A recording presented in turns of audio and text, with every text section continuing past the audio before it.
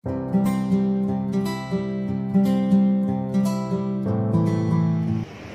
datang di program Parenting SD Cinta Kasih Suci bersama saya Tami, Guru Bimbingan Konseling untuk kelas 1, 2, dan 3. Untuk bulan ini, tema kita adalah kenali kecerdasan anak Anda karena semua orang itu adalah jenius. Nah, PTS telah berakhir Bapak Ibu. Tinggal saatnya untuk bagi-bagi raport. Kira-kira bagaimana ya hasilnya ya? Apakah Bapak Ibu sudah siap mental nih untuk menerima hasil belajar anak-anak? Apakah hasilnya nanti akan memuaskan atau mungkin akan sedikit kurang memuaskan? Ya, sebelum itu kita simak dulu yuk materi berikut.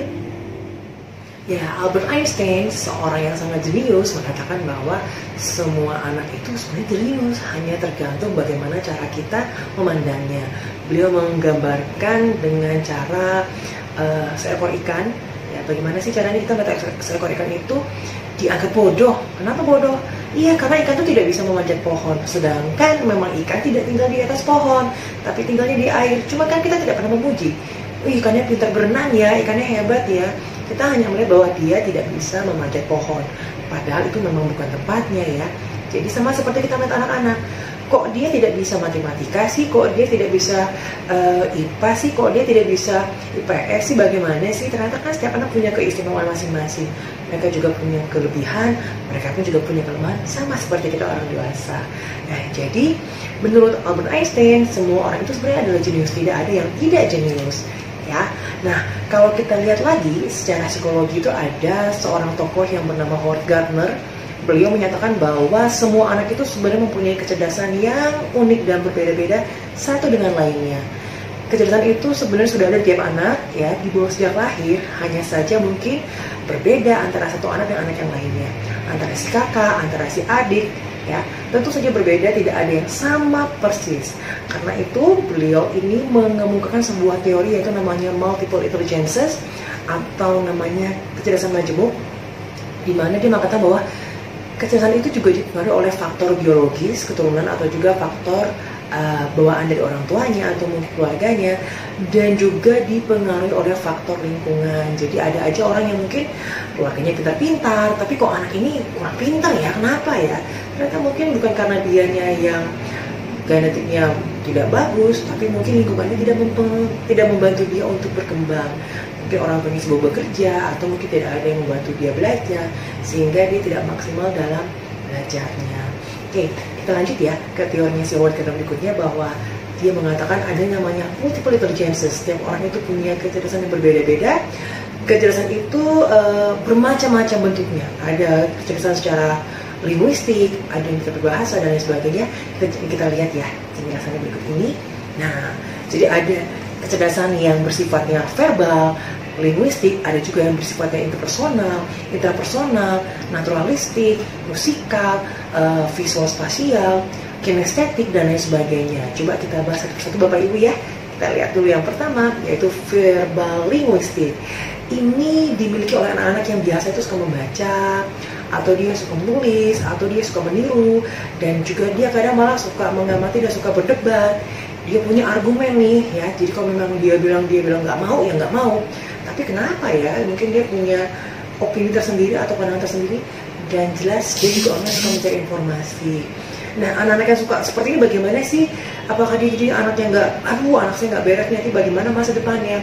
Ternyata anak-anak yang mempunyai kecerdasan ini ya, yang smart secara linguistik, mereka juga punya masa depan sebagai profesi-profesi seperti jurnalis, PR, ya kan, sebagai penulis juga bisa, bahkan YouTuber dan vlogger. Membutuhkan orang-orang yang pintar berbicara dan juga pintar mungkin mempengaruhi orang lain dengan cara dia mungkin berbicara atau dia menulis atau berpendapat.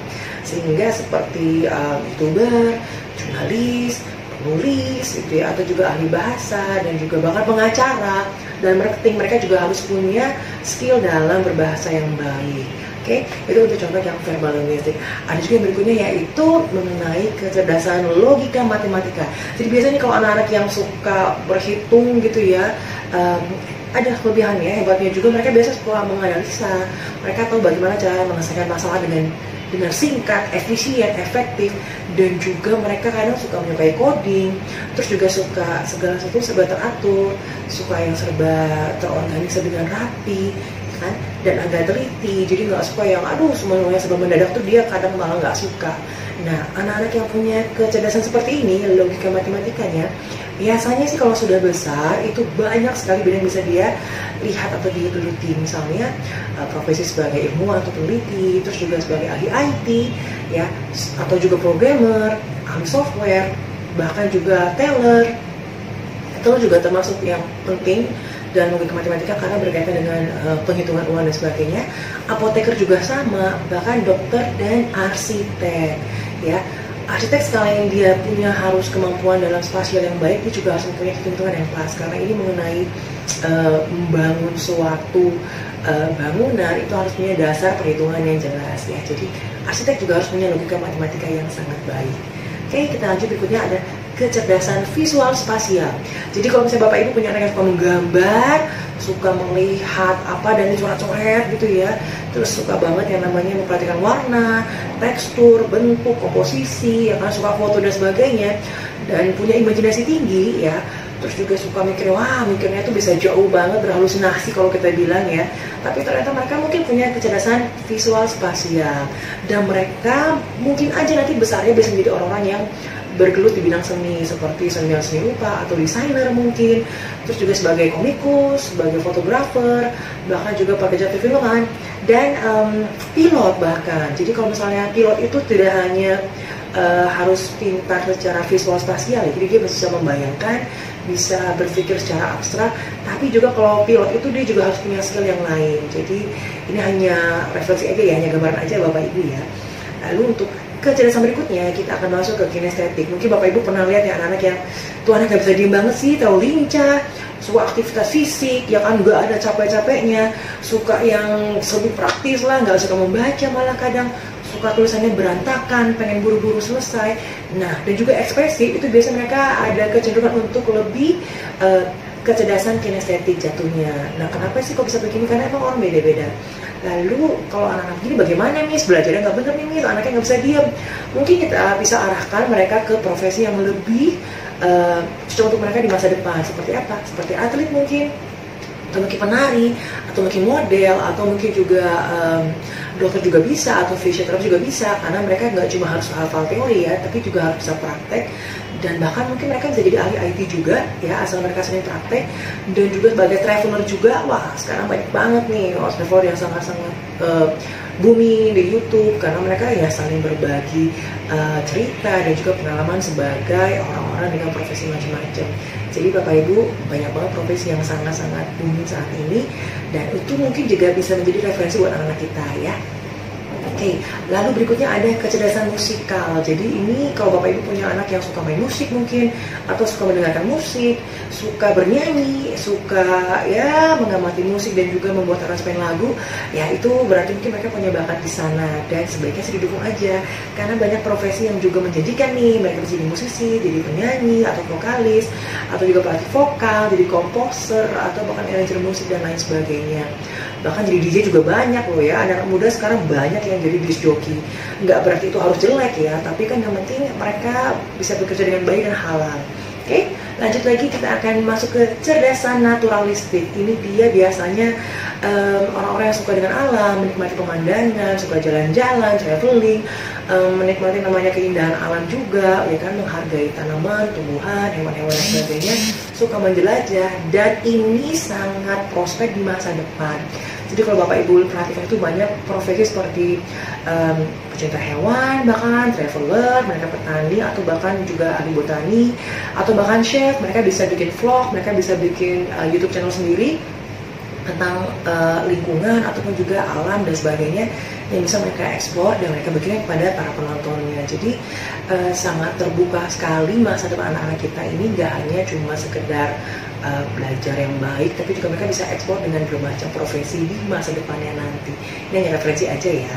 Lanjut kita masuk ke kecerdasan interpersonal. Nah ini dia, interpersonal berarti dia kecerdasan yang berkaitan sama orang-orang di sekitarnya nih. Jadi biasa anak-anak itu tuh ada yang pintar bergaul, punya teman yang banyak, terus juga suka berinteraksi dengan orang lain, dia juga nggak malu-malu, suka diperhatikan orang lain nih, dia suka jadi pusat perhatian, suka jadi trendsetter. mungkin dia termasuk orang yang punya kecerdasan interpersonal. Jadi cocoknya itu sebagai bisa penulis, sebagai artis juga bisa, psikolog juga bisa, atau juga tokoh politik juga bisa, tokoh politik, politikus, atau juga sebagai artis pun juga bisa ya. Jadi banyak banget profesi yang masih bisa digeluti oleh mereka di masa depan nanti.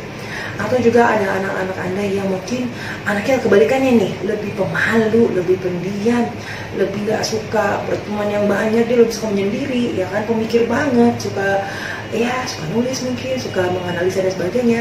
Ya nggak apa-apa, mungkin memang waktunya seperti itu, dan bisa jadi dia menyukai profesi seperti sastrawan, budayawan, filsuf, psikolog, ataupun juga konselor.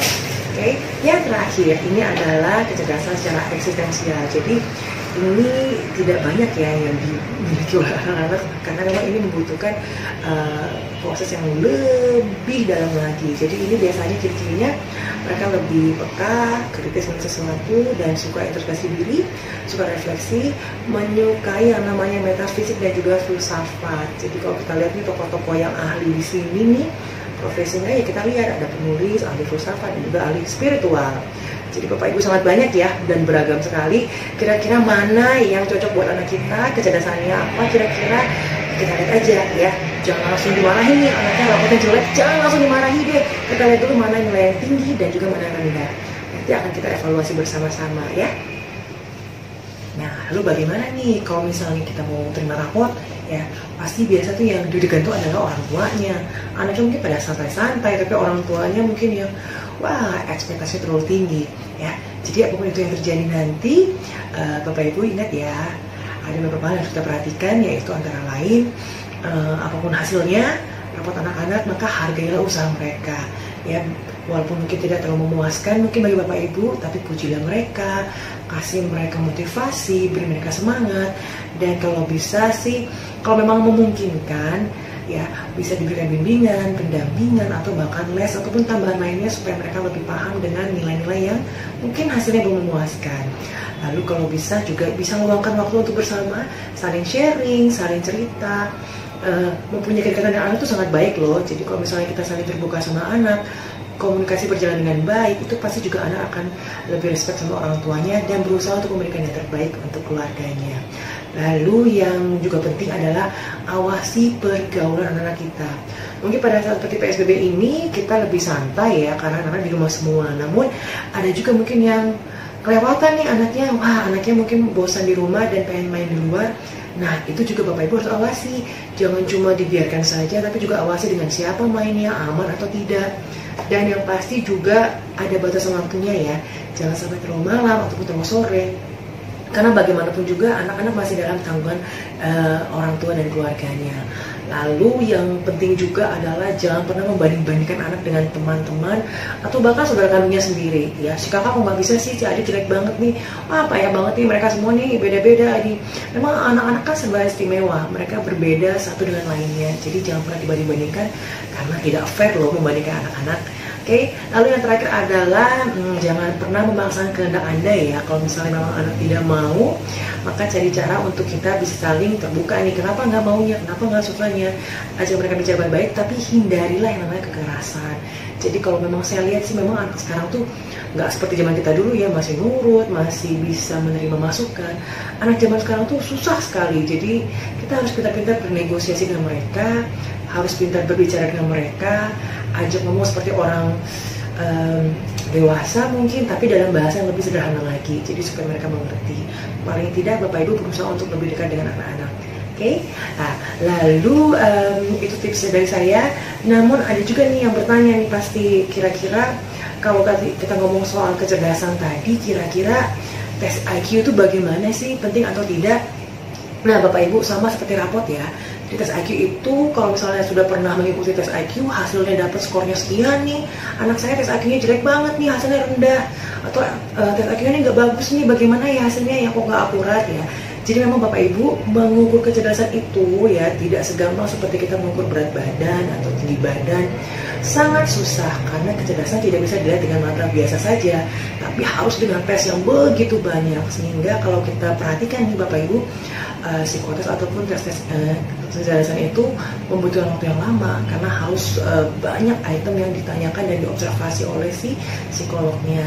Nah, jadi kalau saya bilang tes IQ itu penting, tapi tidak jadi patokan ya. Jadi itu bukan nilai akurat, bukan nilai mutlak, tidak mungkin ada yang 100% benar. Yang penting adalah kita lihat item mana yang anak kita benar-benar mampu, di mana yang nilai tertinggi, di mana nilai terendahnya. Kita lihat, kita evaluasi dan kira-kira apa kesulitannya sehingga kita bisa bantu. Tapi jangan sampai kita langsung, wah dasar nih kamu nih nggak bener nih, kamu nggak pinter lah, percuma. Jangan. Jadi kita hargai usaha mereka dan kalau memungkinkan kita bantu untuk mereka lebih berkembang dengan baik. Ya, itu saja. Master Cheng berkata, jangan anggap remeh diri sendiri karena setiap orang memiliki potensi yang tidak terhingga. Artinya mungkin saat ini anak-anak kita belum kelihatan nih hebat-hebatnya. Namun mungkin di masa depan nanti berkat kerja keras dan usaha mereka akan jadi orang sukses dan bermanfaat untuk orang lain. Artinya Bapak Ibu jangan pernah anggap remeh anak kita ya. Terus dukung mereka, berikan kata-kata positif dan juga motivasi mereka untuk lebih maju agar mereka menjadi anak-anak yang tumbuh berkembang dengan optimal. Saya Tami undur diri, terima kasih atas perhatiannya. Sampai jumpa di edisi berikutnya. Kan